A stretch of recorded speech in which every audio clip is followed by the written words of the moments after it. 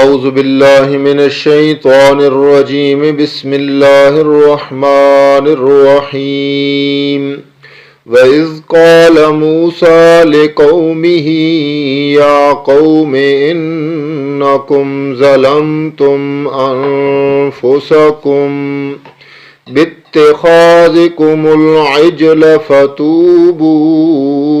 إِلَى بَارِئِكُمْ فَاقْتُلُوا أَنفُسَكُمْ ذَلِكُمْ خَيْرٌ لَكُمْ عِنْدَ بَارِئِكُمْ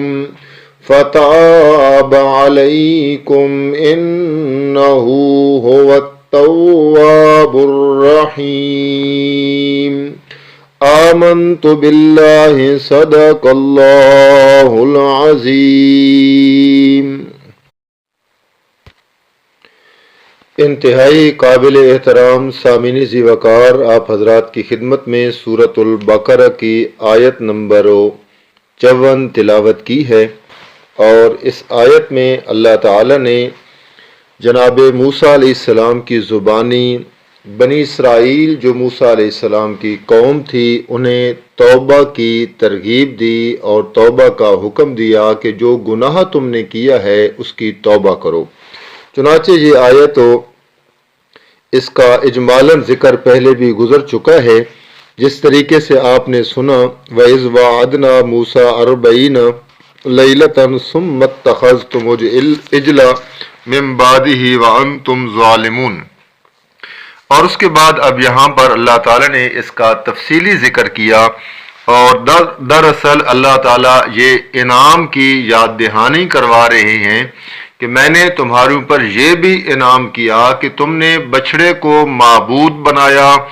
میرا شریک بنایا، اس کی پوجا پاٹ میں لگ گئے۔ فرعون سے نجات ملنا بھی میرا انعام تھا، فرعون کو تمہارے سامنے غرق کرنا بھی میرا انعام تھا، اور تمہارے لیے 12 رستے بنا دینا بھی میرا انعام تھا۔ یعنی کہ انعامات کی میں نے بارش برسا دی، اور اس کے نتیجے میں چاہیے یہ تھا کہ تم شکر ادا کرتے، تم نے شرک کرنا شروع کر دیا۔ تو اب یہ بھی میرا انعام سمجھیں کہ میں نے اس شرک کے بعد تمہیں توبہ کی توفیق دی اور توبہ کا دروازہ کھلا رکھا،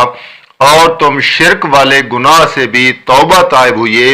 اور میں نے تمہاری توبہ کو معاف کیا، قبول کیا، اور پھر میں نے معاف کیا۔